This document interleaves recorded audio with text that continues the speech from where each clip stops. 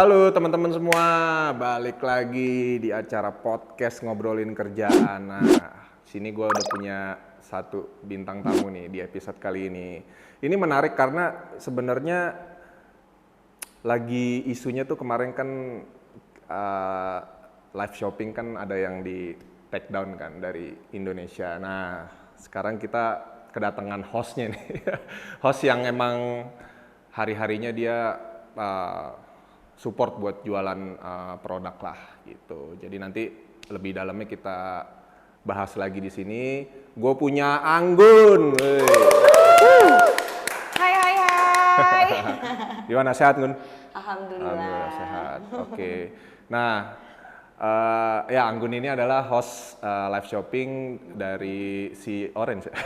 Macam-macam lah ya pokoknya ya. Ada dua lah. Ada dua lah ya. Ada beberapa e-commerce juga yang dia jalanin gitu. Nah, sekarang kita mau cari tahu nih gitu gimana sih prosesnya nih dia sampai jadi host beken nih. Host beken ya? Ya dapat. Jatuhnya host beken Host dia. bertahan lah ya. Host bertahan gitu. Nah, gimana Gun? Oke, gue menarik banget ini karena memang relate banget ya sama yang kemarin tadi gue sempat mention di depan bahwa ada satu platform yang di take down dan sekarang udah pulang lagi nih. Iya, udah comeback. Iya. Makanya gue pengen tahu dari lu gambarannya juga nantinya buat future di profesi lo ini gimana juga gitu. Nah, pertama gue pengen tahu nih background lo apa sih sebenarnya Gun? Sebenarnya aku tuh adalah lulusan dari S1 Pendidikan Seni Tari UPI. Seni tari. Seni tari. Nah, ini udah kejawab lagi nih, Sam ya. Ini makanya di podcast ini nih gue sebenarnya banyak narasumber gue juga yang kenapa gue mau nanya background? Karena memang akhirnya juga memperlihatkan bahwa apa yang udah digelutin selama pendidikan kuliah ternyata mungkin beda sama passionnya gitu kan gitu ya. Ya ini makanya kita mau juga nunjukin ke teman-teman bahwa memang ya semua bisa dikejar lah ya kan. Yang penting lo niat dan ya itu lebih lanjut lagi lah nanti kita bahas gitu. Lanjut nggak? Lanjut apa nih? Lanjut yang mana? Lanjut yang tadi background seni tari terus. Ya, seni tari. Terus sebenarnya emang dari kecil itu aku emang udah suka entertain. Karena mungkin dari pas kecil itu kalau anak SD itu kan suka ada lomba-lomba gitu lah. Itu tuh hampir semua lomba aku ikutin di SD itu. Nah dari situ mungkin udah kayak keluarlah talenta aku nih. Ternyata aku tuh lebih suka ke entertain. Sampai waktu itu dulu pernah punya cita-cita pengen jadi artis gitu. Pengen jadi artis, tapi sebenarnya aku tuh pernah kayak ngalamin syuting gitu kan, main acting, jadi host presenter juga gitu kan. Terus photoshoot dan lain-lain lah biasa kayak gitu kan. Nah ternyata pas itu tuh aku udah coba menggeluti ke dunia acting, ternyata capek banget. Capek banget. Yang capeknya tuh gak kenal waktu, terus lagi callingan yang gak pernah sesuai gitu. Jadi kayak pernah sometimes aku udah dateng, udah make up, ternyata gak jadi gitu. Nah, terus juga karena aku tuh orang baperan ya, namanya cewek ya Wak ya, pasti baperan gitu kan. Jadi kena sentak dikit tuh sakit hati gitu. Dan ternyata yang judes-judesnya itu tuh kayak tim kru-krunya kayak wardrobe gitu-gitu. Tapi lebih ini sih lebih ke cewek ya gitu. Gue juga gak ngerti kenapa gitu. Dari situ udah kayaknya gue gak bisa deh kalau misalkan ngelanjutin di dunia acting gitu. Akhirnya dari SMA itu aku suka nge-MC. Kayak MC band, acara-acara sekolah lah gitu kan. Nah, terus dari situ pas waktu ceritanya background itu waktu lagi belibet sama duit skripsi. Nah, di situ kan udah pengen mikirin gimana nih caranya supaya nggak bebanin orang tua gitu. Nah, dari situ ada tawaran tuh, tawarannya dari DM. Kak mau nggak nih jadi host live streaming gitu. Ada satu aplikasi lah ya. Jadi host live streaming ini kamu bisa dapat income segini gitu. Akhirnya aku coba tuh sambil skripsian dan alhamdulillah itu dapat income. Maksudnya kayak lumayan membantu ya, minimal di 2 juta ada lah gitu kan. Dari situ terus akhirnya ternyata dunia live streaming itu luas. Karena ternyata itu banyak user. Dan user itu rata-rata orkai yang gabut. gitu. Jadi orang-orang sukses, maksudnya orang-orang kaya yang gabut gitu. Nah dari situ aku kenal namanya tuh spender kalau di dunia live streaming. Nah dari si spender itu entah dia yang punya kerjaan lah atau apa. Jadi itu kayak relasinya makin gede. Gitu. Nah dari situ, dari dunia live streaming akhirnya ada satu agensi yang ternyata dia itu memang bekerja sekarang lagi ngerambah ke live shopping. Gitu. Ditawarin lah, karena aku juga mikirnya gini loh, kalau live streaming itu income-nya tergantung gift yang didapat gitu, dan itu tuh pasti nggak akan stabil dong gitu kan. Dan kalau live streaming itu kita kerjanya bener-bener kayak gimana caranya kita harus target live berjam-jam gitu, belum tentu dapat income juga, belum tentu dapat saweran juga. Akhirnya ditawarin lah live shopping gitu.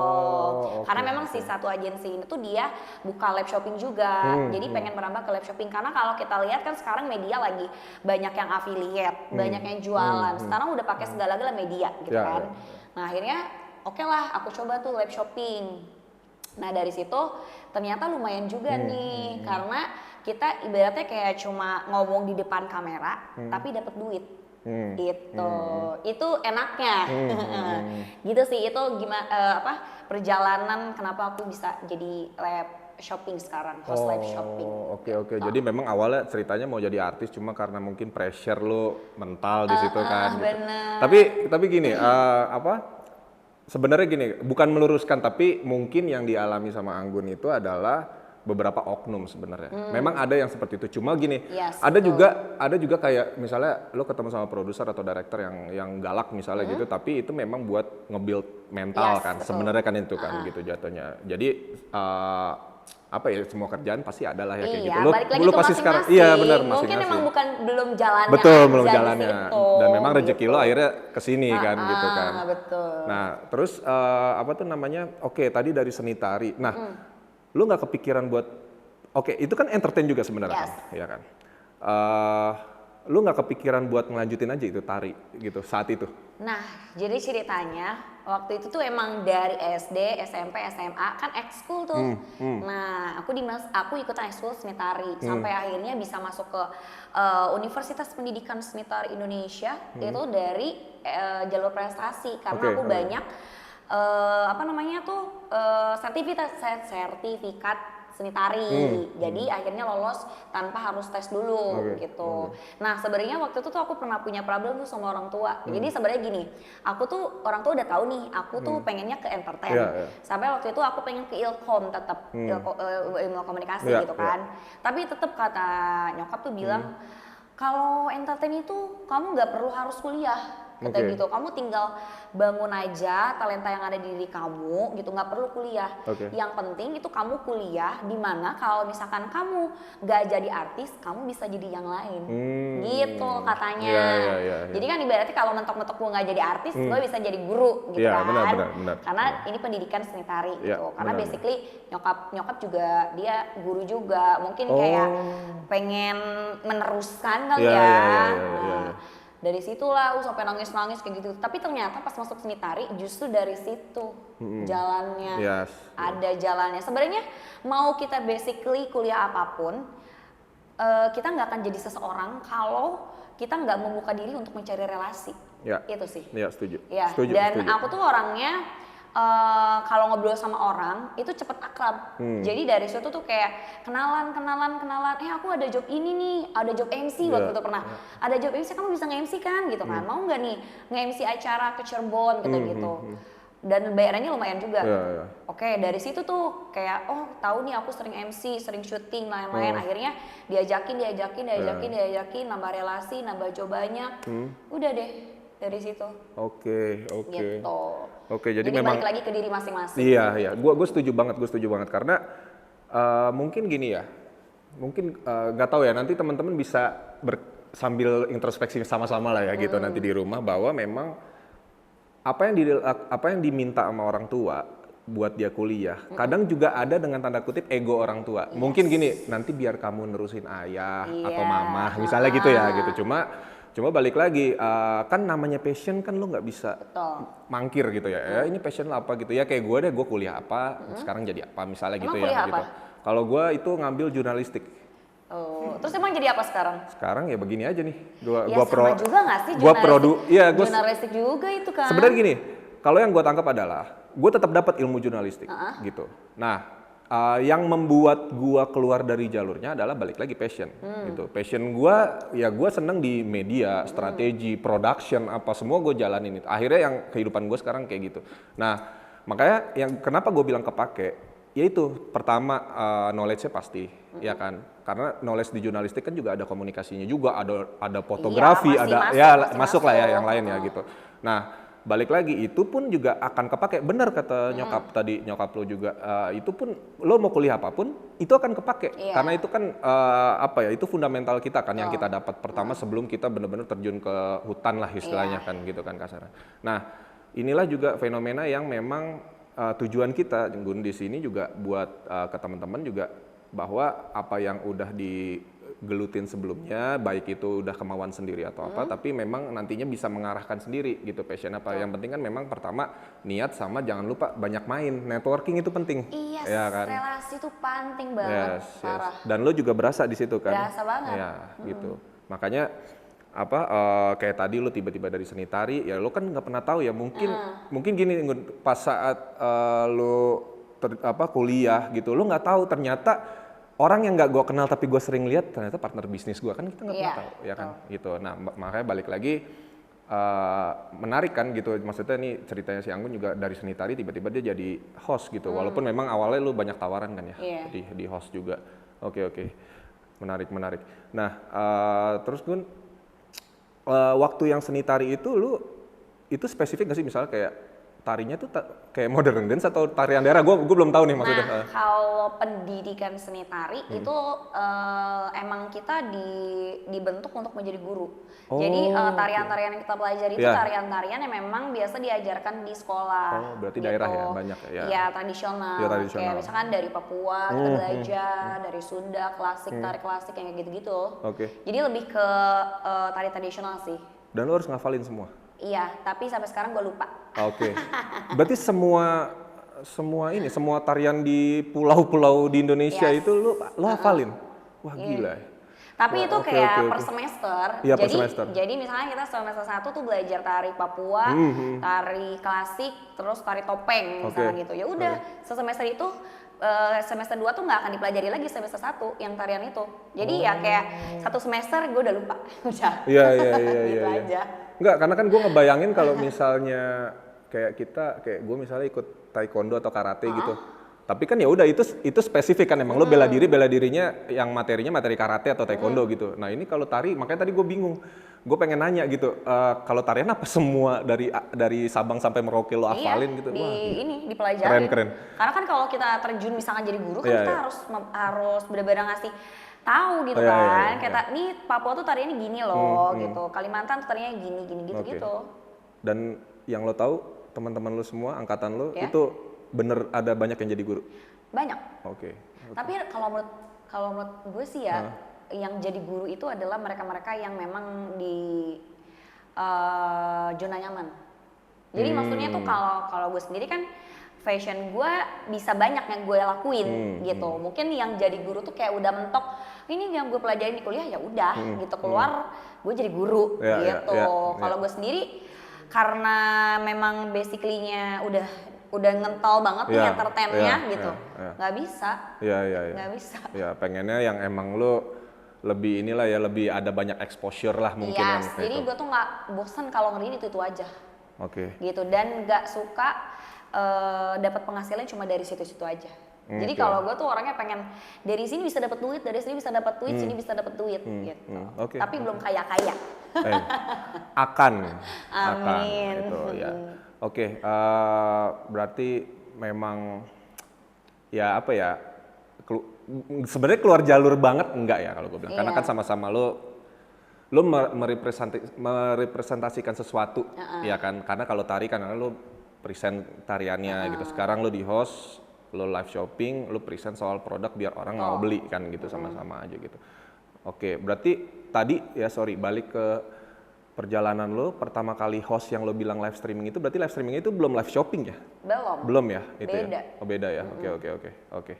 Oke. Nah, abis itu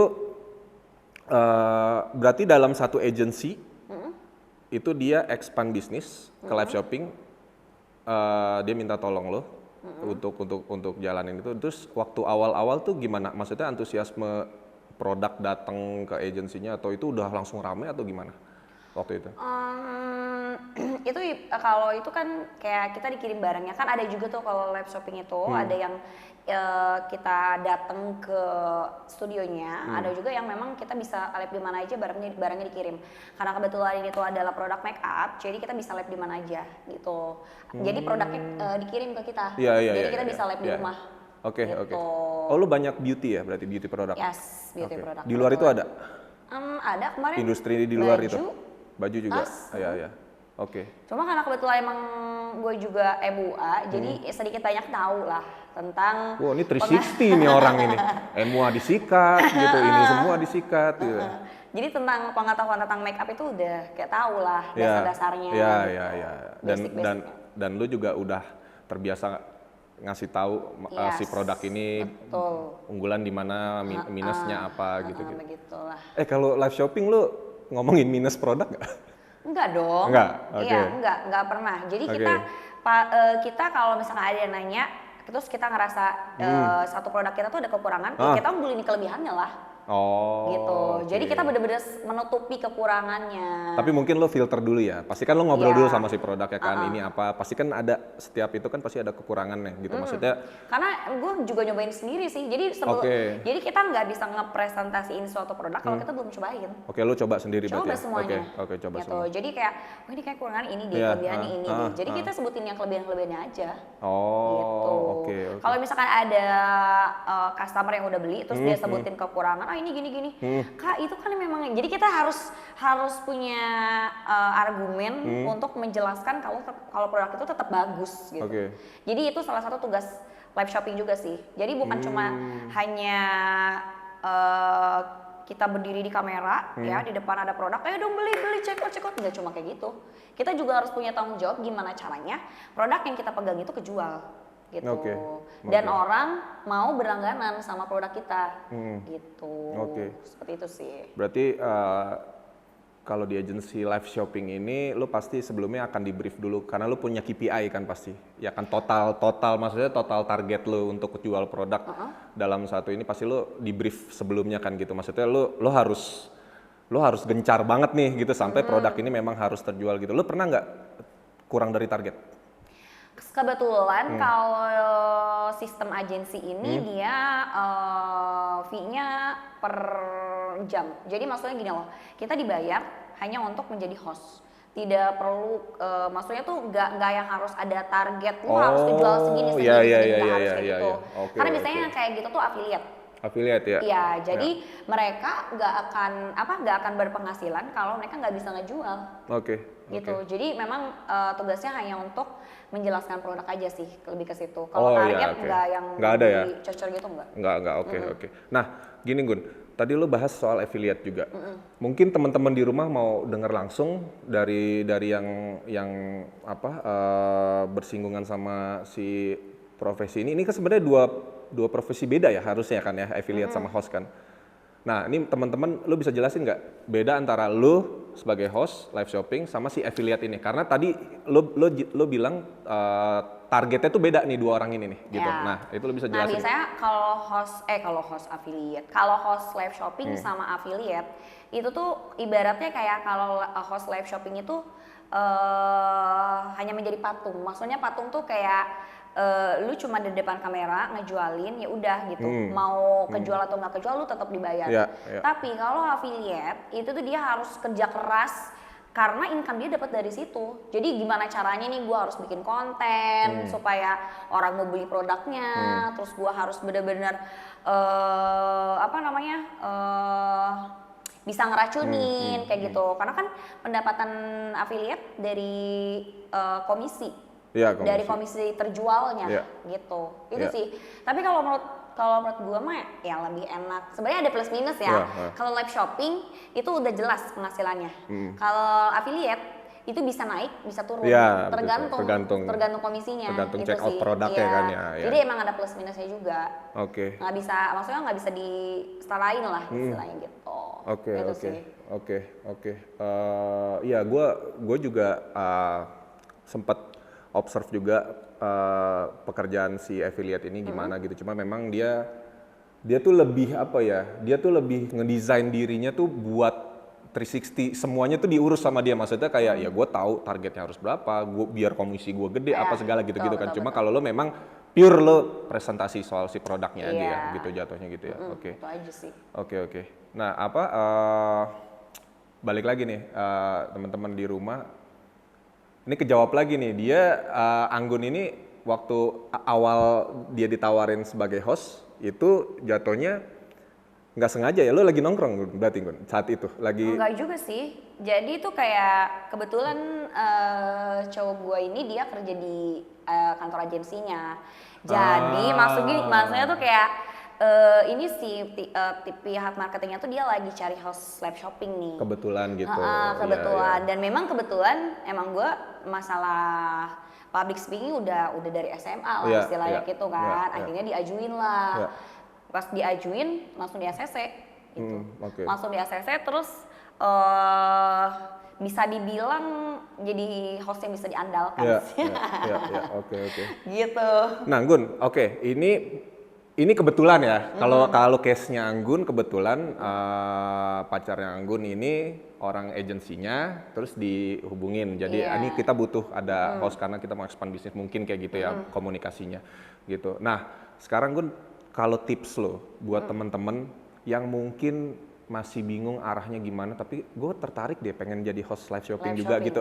Menurut lo gimana baiknya gitu? Apakah tadi maksud gue apakah lo emang banyak berteman, mungkin lo cari kenalan di agensi atau gimana? Nah menurut lo gimana Gun? Oke, jadi sorry ya, bukannya ngasih gambaran ke kalian, karena orang dalam, enggak juga. Gini loh, kalau misalkan orang masukin lewat orang dalam, kalau dia nggak berfungsi, nggak mungkin dia bertahan gitu. Tapi karena memang kita udah ada basic, udah ada talenta, walaupun istilahnya kalau orang dalam itu kayak hanya hanya memberi jalan. Balik lagi ke si talentnya. Kalau talentnya ini nggak bisa mengembangkan diri atau misalkan nggak bisa effort lebih di bidang yang dia geluti, ya bakal dikat juga gitu loh. Nah jadi mungkin sebenarnya host live shopping itu yang pertama harus percaya diri, yang kedua public speaking kalian harus diolah, yang ketiga harus bisa mempelajari suatu produk tersebut gitu. Jadi kita tuh harus pintar-pintar gimana nih caranya supaya orang mau di produk kita. Gitu. Jadi kita harus mikirin promosinya gimana gitu kan, marketingnya seperti apa. Kalau orang pengen lihat lo punya bakat di public speaking, lo harus banyak berbicara di depan kamera gitu. Maksudnya tuh kayak sekarang kan sosial media itu adalah sebuah jejaring sosial yang bisa jadi duit gitu ya.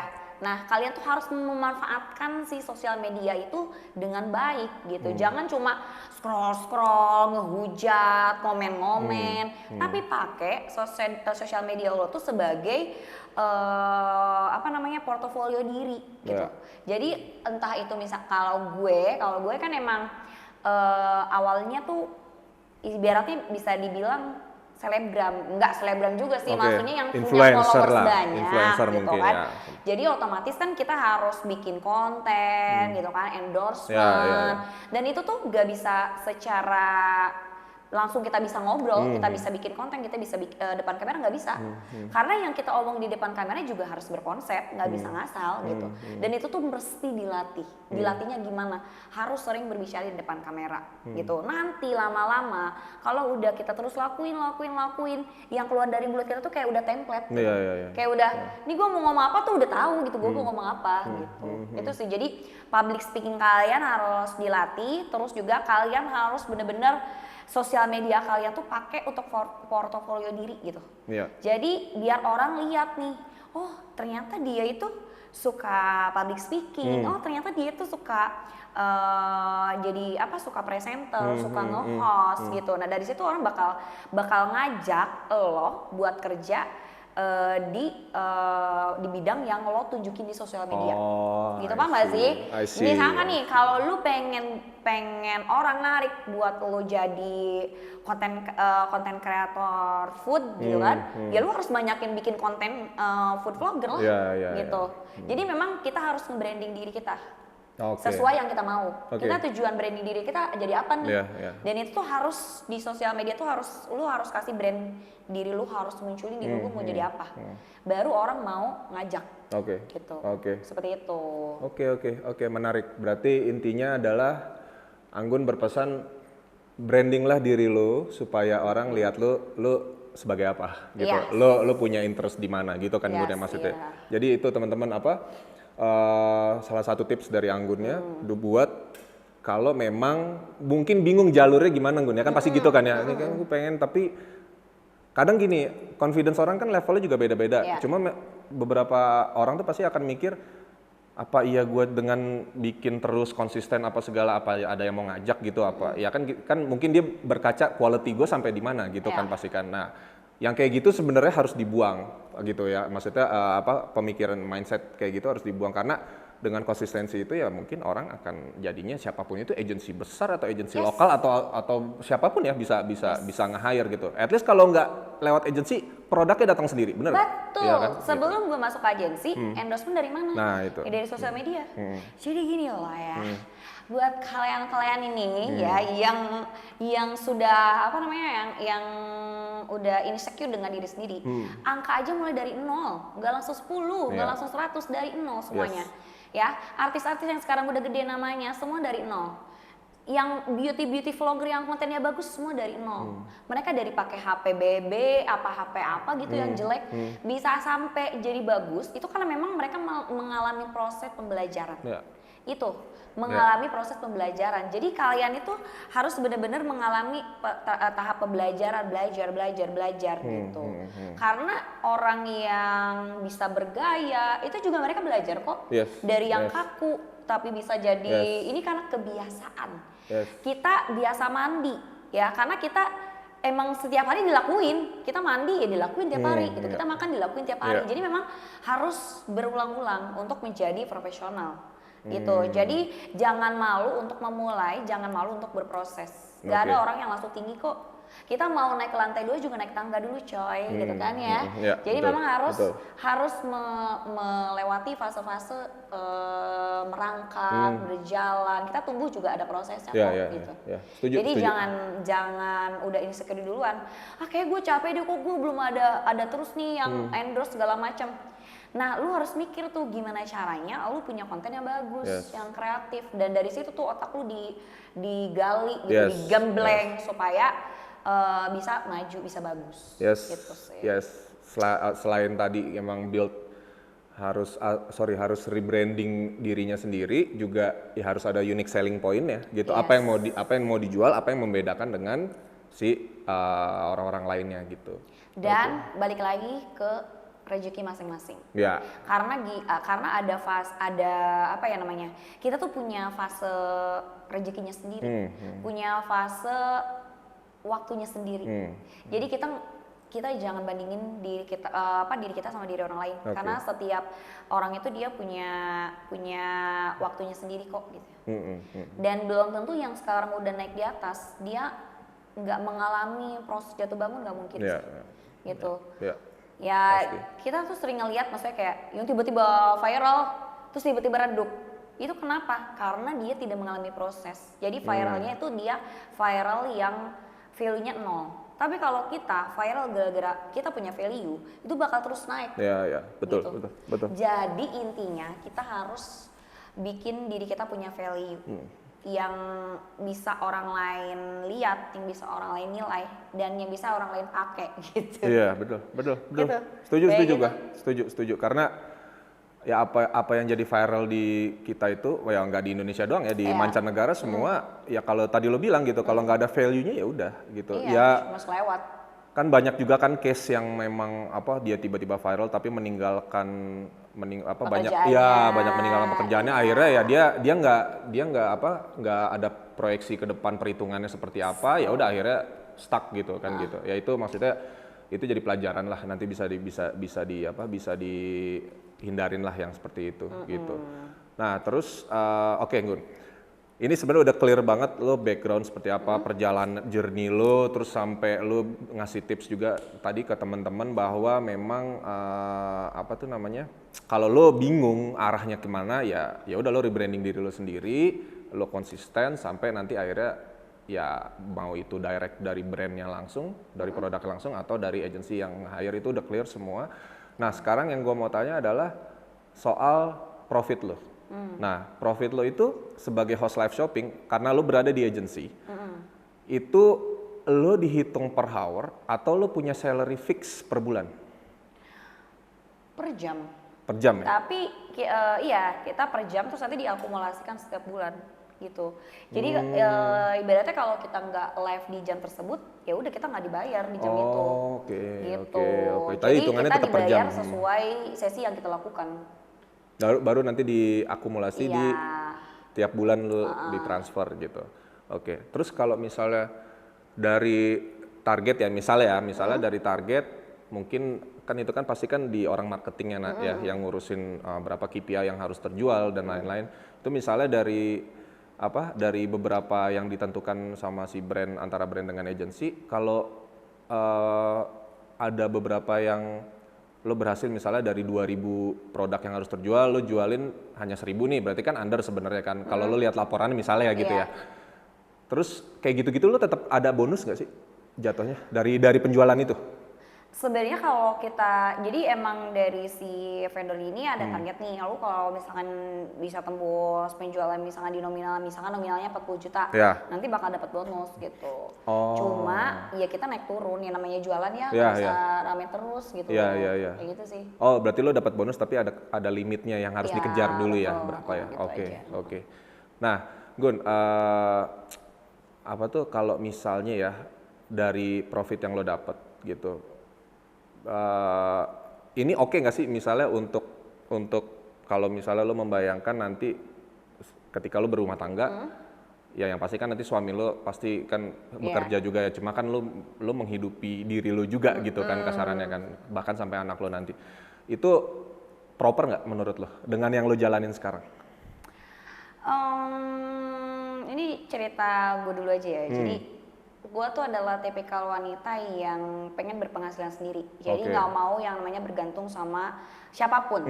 Karena nyokap gue mengajarkan kalau kita itu menjadi wanita, jangan cuma menunggu gitu kan, menunggu pendapatan dari siapapun itu. Jadi kita harus bisa berdiri sendiri. Karena apa? Kalau kita punya suami pun, misalkan suami menafkahi kita, ya amit-amit kalau suami meninggal duluan, siapa yang mau biayain anak? Siapa yang mau di diri kita sendiri?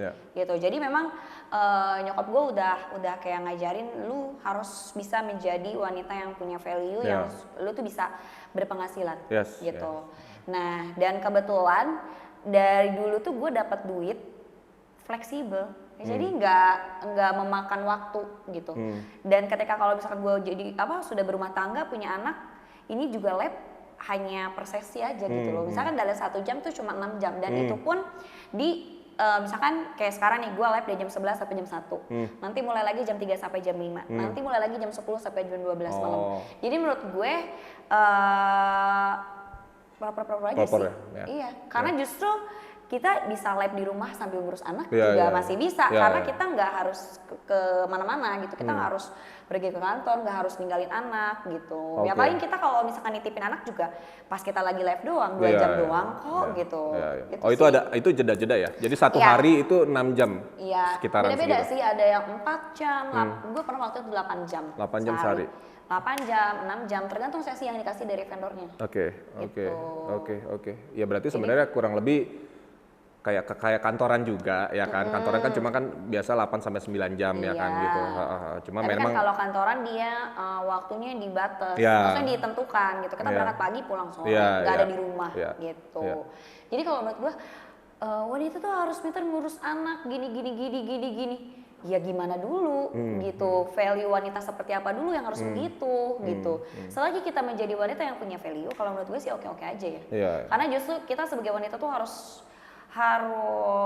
multi talenta, bisa cari duit iya, bisa mendidik anak iya, bisa ngurus rumah tangga suami juga iya gitu. Jadi harus balance sih kalau kata aku. Iya, benar-benar. Setuju juga ya, emansipasi lah sekarang juga kan juga udah gitu. Oke, berarti ya tadi lo udah statement bahwa ini proper juga dan nggak ada isu ya sebenarnya untuk lo jalanin ini dan lo karena lo suka juga, ya kan, karena lo suka juga dan inilah salah satu profesi juga yang mungkin teman-teman nanti bisa pelajarin juga lebih lanjut dengan nyimak ini juga kan banyak informasi yang Anggun berikan juga gitu. Jadi nanti kalau misalnya sudah mulai ada interest, sudah tahu apa yang harus dilakukan gitu.